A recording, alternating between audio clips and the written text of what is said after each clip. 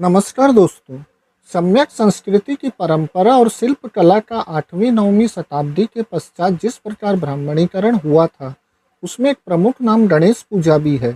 सम्यक दर्शन के विनायक अष्टविनायक गणपति बप्पा मौर्य अर्थात चंद्रगुप्त मौर्य गणपति जैसे खूबसूरत नाम वाले गुणवाचक संज्ञा को कब्जा कर किस प्रकार उसका ब्राह्मणीकरण कर गणेश चतुर्थी से जोड़कर अर्थ का अनर्थ कर दिया गया। आज के वीडियो में इन्हीं शब्दों को संदर्भ बनाकर गणेश चतुर्थी के बारे में जानने का प्रयत्न करेंगे। इन शब्दों का असली मतलब क्या होता था और क्या कर दिया गया, यह भी जानने का प्रयत्न करेंगे। माना जाता है कि भाद्रपद माह में शुक्ल पक्ष की चतुर्थी तिथि को ही गणेश जी का जन्म हुआ था, इसलिए इस दिन को गणेश चतुर्थी के नाम से जाना जाता है। कहा जाता है कि माता पार्वती ने स्नान करने से पूर्व द्वार की सुरक्षा के लिए उबटन से गणेश जी को उत्पन्न किया था। बाद में शिवजी द्वारा उनका सर काटकर हाथी के सर को लगाने की घटना से हम सब भली भांति परिचित हैं ही। लेकिन बौद्ध धर्म में गणपति का महत्व और उसका अर्थ क्या था, आइए देखते हैं। लोकतंत्र में जिस प्रकार देश के प्रमुख राष्ट्रपति होते हैं, उसी प्रकार प्राचीन भारत के राजतंत्र में गणों के समूह के प्रमुख को राजा सम्राट या गणपति कहते थे। इसी भारत के एक राजघराने में सिद्धार्थ गौतम नामक बालक का जन्म होता है, जो आगे चलकर शाक्य गण का प्रमुख बनने वाला होता है। सिद्धार्थ के सच्चरित्र की प्रसिद्धि चारों ओर फैलने के फलस्वरूप तथा उनके गणों के साम्राज्य के सम्राट बन सकने के बावजूद के तत्पश्चात लोग उन्हें गणपति कहने लगे थे। यह गणपति शब्द गौतम बुद्ध के संदर्भ में ही प्रसिद्ध था। कालांतर में जब सिद्धार्थ ने बुद्धत्व प्राप्त किया और दुख को दूर कर सुखी होने के लिए 8 सर्वश्रेष्ठ मार्ग भी बताए और कहा कि इस अष्टांगिक मार्ग का अवलंबन करने से दुख का नाश होता है। ये 8 नियम या सिद्धांत विनय से संबंधित है, इसलिए बुद्ध को विनायक भी कहा गया। सिद्धार्थ ने जब अष्टांगिक मार्गों का प्रचार प्रसार शुरू किया तो लोगों ने उन्हें अष्टविनायक भी कहना शुरू किया। महात्मा बुद्ध के अनुसार चूंकि अष्टांगिक मार्ग का अनुकरण करने से दुख का नाश होता है तथा सुख की प्राप्ति होती है, इसलिए उन्हें ही सुखकर्ता और दुखकर्ता भी कहा गया था। कालांतर में आगे चलकर चंद्रगुप्त के रूप में भी एक विशाल साम्राज्य वाले सम्राट या गणपति का उदय हुआ था।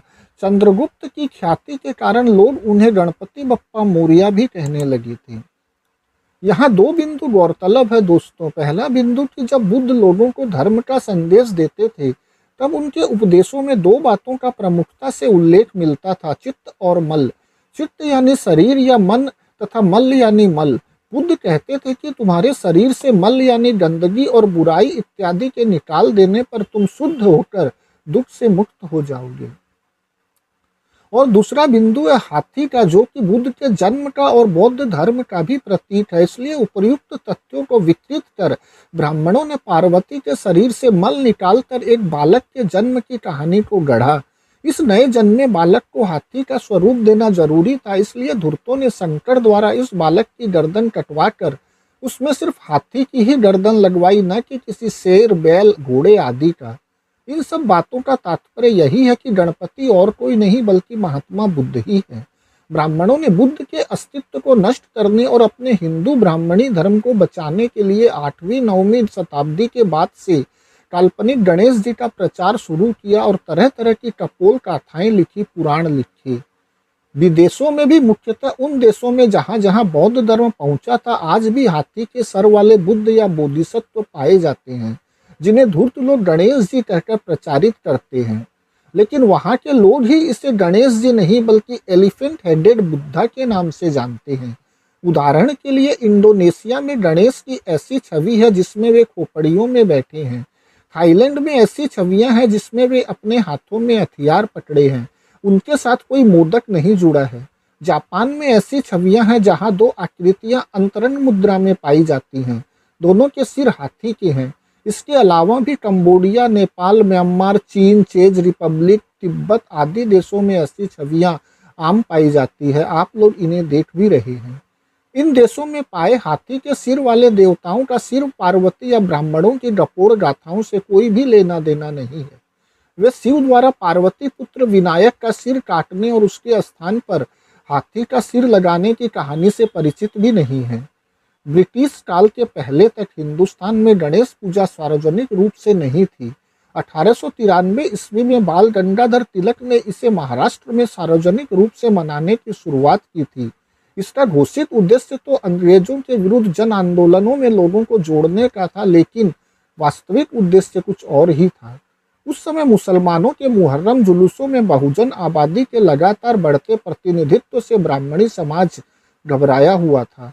इन्हें ब्राह्मणवाद के साथ जोड़े रखने के लिए मुहर्रम जुलूसों की तर्ज पर ही किसी सार्वजनिक उत्सव की तलाश थी, जो कि गणेश उत्सव पर आकर खत्म हुई थी।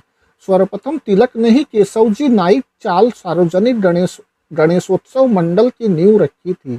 इस मंडल के जरिए पहली बार सार्वजनिक रूप से गजानन की बड़ी प्रतिमा स्थापित कर उसका पूर्ण रूप से ब्राह्मणीकरण कर बहुजन समाज पर थोप दिया गया था। भारत का सच्चा इतिहास यह है कि प्राचीन भारत बौद्धमय था। सम्राट अशोक ने बुद्ध के बाद सारे भारत को बौद्धमय किया था, लेकिन ब्राह्मणवाद ने बौद्ध धर्म के विचार और इतिहास को नष्ट करने का पुरजोर प्रयास किया और 33 कोटि देवताओं को जन्म दिया। इसी का ही एक स्वरूप वर्तमान में गणेश जी है। धन्यवाद दोस्तों।